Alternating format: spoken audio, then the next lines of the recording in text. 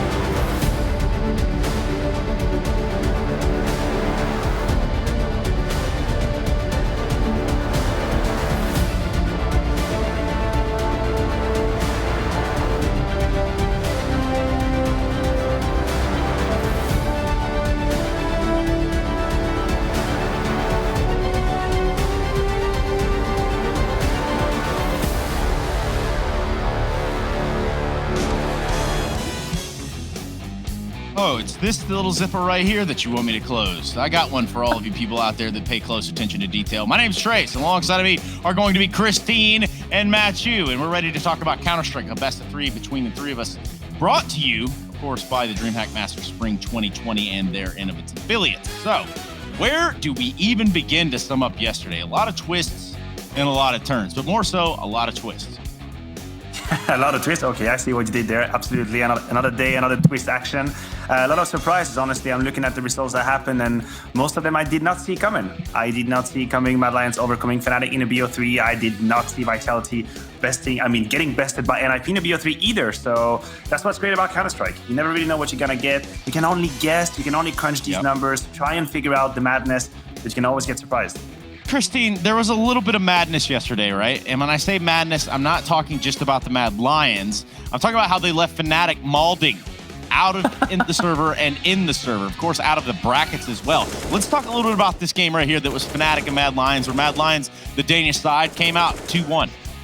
Yeah, they did come out 2-1, and not only did they come out 2-1, they dominated on this nuke, and really, they dominated on Mirage. So 2 out of the 3 maps, Mad Lions just absolutely took Fnatic to school and let them know, hey, look, we're not here to just win Flashpoint, a Tier 2's tournament. We're here to actually make a name for ourselves here at DreamHack Masters. So it's, I'm jumping on that bandwagon too. Yeah, let's just, before we put a face to a name, I just want to say, you did what you had to do. You said what you had to say, Christine, and I respect the shit out of that. It had to be said. It had to be said, right? Absolutely. Somebody said it. I didn't know that it had to be said, but you've said it. So we'll move along swiftly, and maybe no one will notice. If that's okay with you, we'll continue to push through what was a big, big talking point, and I'm talking about Big versus G2. How did we get G2 in a grand final that ultimately Big looked just so set up, so poised to go into? Yeah, coming into this game, I mean, after Big bested FaZe in such a dominant fashion, we were forced to give them the benefit of the doubt. I mean, we were forced to respect the firepower in that lineup. They have some very, very heavy hitters. Tapson, obviously, Keto as well having great games. Thurston with the AWP. But once faced against G2, we quickly realized that there were some limits, in terms of map pool, in terms of what they can do against a lineup like G2. I guess the G2 Navi game, to me, was the culmination of this tournament so far. The team that won that game would be instant favorite versus Big. And for once, the predictions were respected. I mean, G2, they move on to the grand final. They have one map in advance. Is that how it works, right? They have one map of them in the BO5. That's a pretty sick advantage to have. That is probably the best advantage you could possibly have. We just saw that happen over, I believe it was in the Road to Rio with North America and Team Liquid winning out a best of 5 in a matter of like 2 hours. And it sounds weird, but it's only because they come in with a map advantage and then they absolute pub stomp on the next 2 maps. So yeah, those best of 5s can go by pretty damn quick. And for us, things are going to continue to move along quickly as we talk about what was the last game of the day for me yesterday. The Ninjas in Pajamas taking on Vitality. We got the opportunity to talk to Threat yesterday, and he told us all about the things that are going on internally within the camp and how they're trying to approach the game. I was more so excited to hear how he's using these young players and moreover, getting them into the rhythm that he wants them in with a much more hands-off approach. For sure. And I mean, every time we talk to Threat, we learn something new, right? And what I appreciate so much about Threat is he's always looking at the bigger picture, always preparing his players for the long haul, for when lands come back, right? And so that's exactly what he's doing. He's slowly putting the pieces together, and we're slowly starting to see those pieces actually just come into fruition. I mean, these individuals on NIP, they're all looking hot to trot right now. Twist, he's still clutching out rounds, closing out rounds. So this NIP project, man, it's impressing. Yeah, and I don't think that it stops anytime soon. Luckily enough for them, they're still battling through a lower bracket, so it could actually stop sooner and actually quicker than you know it. So what we should do in this time is take a little bit of a flashback, a little bit of a walkthrough as to what happened yesterday with the Ninjas in Pajamas and how Twist was able to capitalize on so many positions and advantages. I think most people in the team kind of just leaned back and thought it was over. Twist comes in, clutching 1v4, 1v3, and we won that round, so we were like 15-11. Oh, he's gotten 3, and now it falls to Twist to try and get 3 or 4 of his own, I guess, with NIP. Want to keep themselves in this game. Oh, but Twist playing the mind games, the device on the angle. Oh no, the quick switch, it couldn't be worse timed. He gets the kill anyway. Oh, is he making noise? Did Twist know? I think he does. He's heard everything. Twist is in 3 positions. He's not going to check it, and that is the clutch. And then again, Twist managed to clutch. It falls onto Twist once again. It up through short. Twist with a hell of a flick of his own, and down to the 1v1. This round is chaos, but Twist is going to deliver the clutch.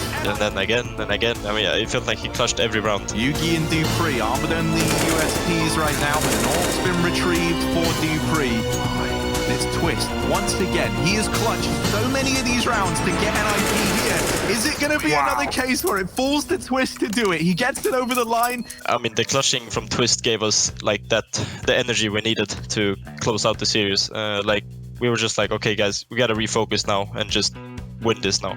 So we just played our hearts out, like gave everything we had left, and like yeah, it was really good. The energy was really good. The communication was really good. The last couple of rounds, and then we just closed it out. Last time and full back. It's going to be another long flash missing for a start. So there's Pete and Twist holding a tight angle with 2 kills. Device dropping Res in the corner. Going to come back in for more, but he needs this one. And Twist will not let it go without a fight. 3 in the round, and it might just be 20 here for NIP. Twist wins on out to take the fight. Now back on it with the AWP, and he's on for the ace. Twist, he's been the clutch king, and now he just wants to take this whole round by storm. 4 kills in it. It's left on to Magic. Oh, 1 little time. This game is thanks to him. Yeah, it was such an intense game. I've never had so much like adrenaline. Wow, what a I mean, I look at some of the gameplay footage from yesterday and I start to think it's just kind of surreal to have the teams that we have, and moreover, the teams that we have in the bracket stage of this tournament, because not only did some of these teams not even make the cut, did they not make the cut off, we were surprised to even see them make it out of the groups. Yeah, I mean, if you ever doubt about the quality of this tournament, just have a look at the teams that have already disappeared, right? Fnatic is no more with us, Vitality is no more with us, Astralis is no more with us as well, Complexity fell down pretty early, so we are not kidding. This is high-level Counter-Strike. We see the teams that are left, G2, Na'Vi, Mad Lions, FaZe, Neep, Big. There is all kinds of sweet, all kinds of savory here. It's a crazy day of Counter-Strike. Sweet and savory. The combo you didn't know you needed, Christine. Definitely not. And I mean, I'm still, Matthew, can you give us that bird noise that you made earlier? That was nice. That was actually traced. I'm not in the That was Y'all great. want the bird noise? Okay. Yeah, Yeah, give us like the bird noise. Like a like a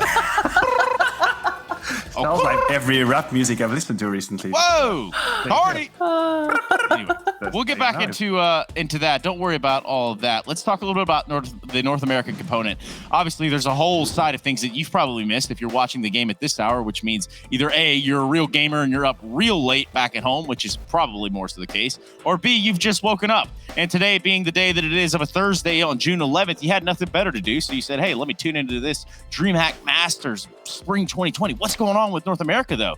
Liquid, Gen G, Cloud9, MIBR yet to face off, as well as Furia and the 100 Thieves in the upper bracket. So this one's still to play out a little bit more. Obviously, a much smaller bracket when you take everything into consideration. But Furia, number one team in A?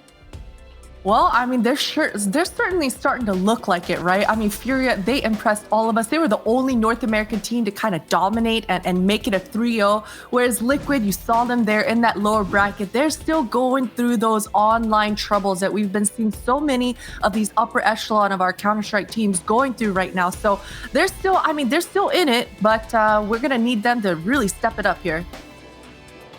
Yes, and of course, stepping it up, Matthew. If we look at today's matches, actually, Na'Vi, Mad Lions, FaZe Clan, and the Ninjas Pajamas, and Furia 100 Thieves. We look at this as sort of a roster, as that agenda is the rundown that you need to kind of base the rest of your day off of. Perhaps you have no ambitions to go outside today. Well, I don't really either. It's looking a little gray and rainy. So let's stick around, watch a little bit of Na'Vi, Mad Lions, FaZe, and NiP. And of course, keeping our eyes on the pulse of North America. A lot of things going on, a lot of moving parts. Anything else that needs to be said by you two that perhaps you want to get off your chest and just kind of throw it out there for us? I think you said it all. I mean, for me, it's sunny out there, but it's not going to change a thing. I'm still going to stay home and watch Counter-Strike all day, so it doesn't matter the weather. Christine, do you have 5G where you live? You make sourdough? I don't have 5G yet, but I've been looking at those sourdough recipes. Okay, well, you guys are the cheese lords, all right? So maybe instead of working on baking bread, you go work with cheese, because I want to thank those that make this possible. Corsair, Monster Energy, Intel, DTS, Betway, and Lily, personally, making it possible for AT&T. That's 5Gs. That's 5Gs of speed that you could probably get on your cell phone and go check them out. Anyway, our point here is that we are deep within the playoffs. We are deep within the bracket itself, and we are ready to watch some Counter-Strike just like you. So, without any further ado, analysts stop talk, commercial start break, and we will start game.